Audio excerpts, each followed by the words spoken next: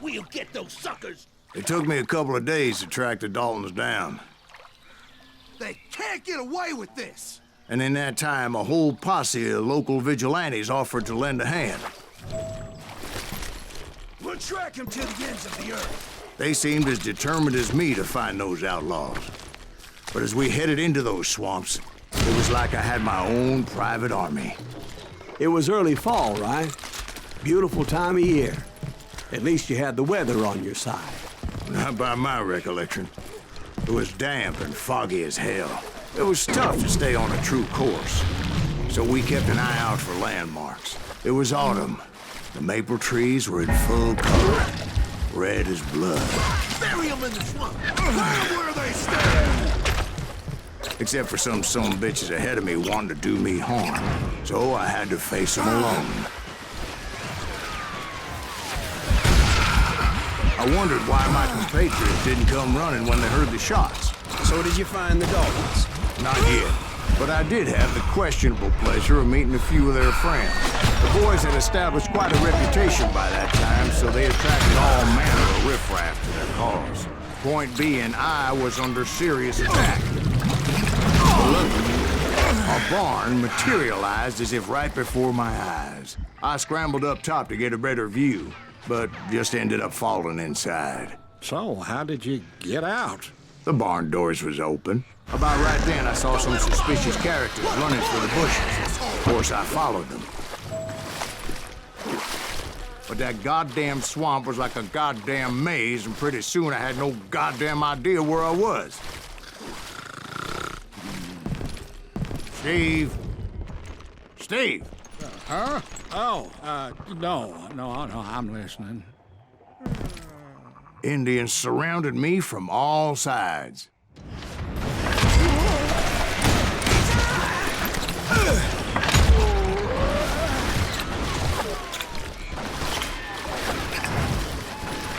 Indians? There were Indians? No. I just wanted to make sure Steve was paying attention. Now, where was I? You were following the Daltons through a swamp? Bounty hunters! That's right. See, Steve? Dwight's paying attention. I'm listening. I was just resting my eyes. So did you ever find the damn Daltons? Not yet. But I did find a few of their cousins. You Kansans breed like rabbits. Or Smiths or Heimhoffers or who knows what.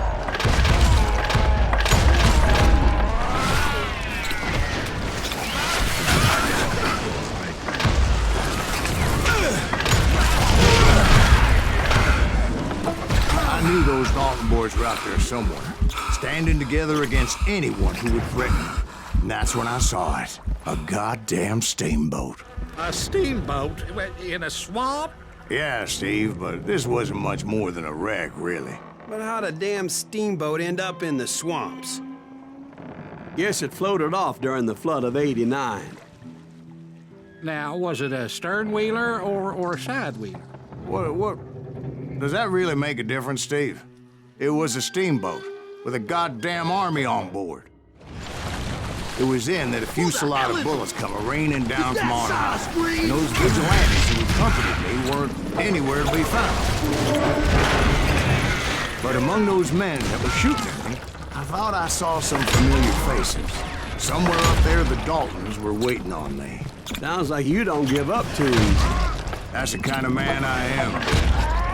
I set out to do something. I'd do it. Surrender just ain't in my nature. Plus, I'm stubborn as hell. Right about then, much to my relief, the vigilantes finally arrived. Their leader motioned at a cabin in the middle of the top deck, pointing me directly at the Daltons. I finally had them, after months of dogged pursuit. But it turned out that they had me.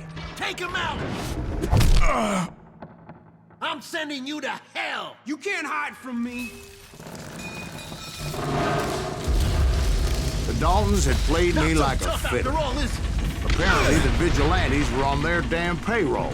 They didn't just want to shoot me. They wanted to burn me alive. But finding my way out of a burning labyrinth proved to be quite a challenge. It was a riverboat, right? I mean, it's not like it was a goddamn ocean liner. Oh, yeah, but I was in a Did you hear fight. about that ship that's gonna launch next year? Largest one in the world. You're talking about the Titanic. If you ask me, it's too blessed big. I don't think it'll even float. So anyway, Don't be stupid, Steve. They know what they're doing. They say that the Titanic is unsinkable. oh, God.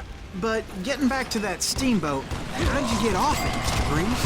I took in a lot of smoke that day, so I admit my recollection might be a bit hazy. But somehow I managed to finally disembark. It was time to settle this once and for all.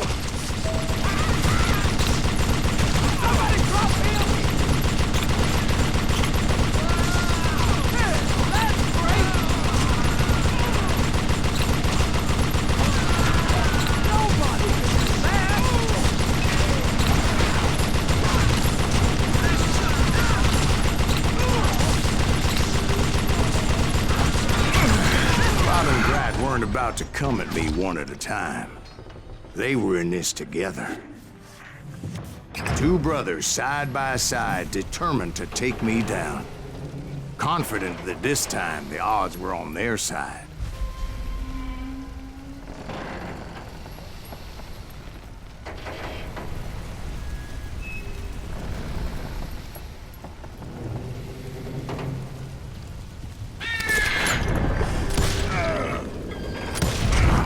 They got it wrong. A sad end for those two. If they'd only known that Emmett was still alive despite his wounds. Paroled 14 years later, he moved to California and sold real estate and lived off the legend of that fateful day. And the tragic death of his two brothers.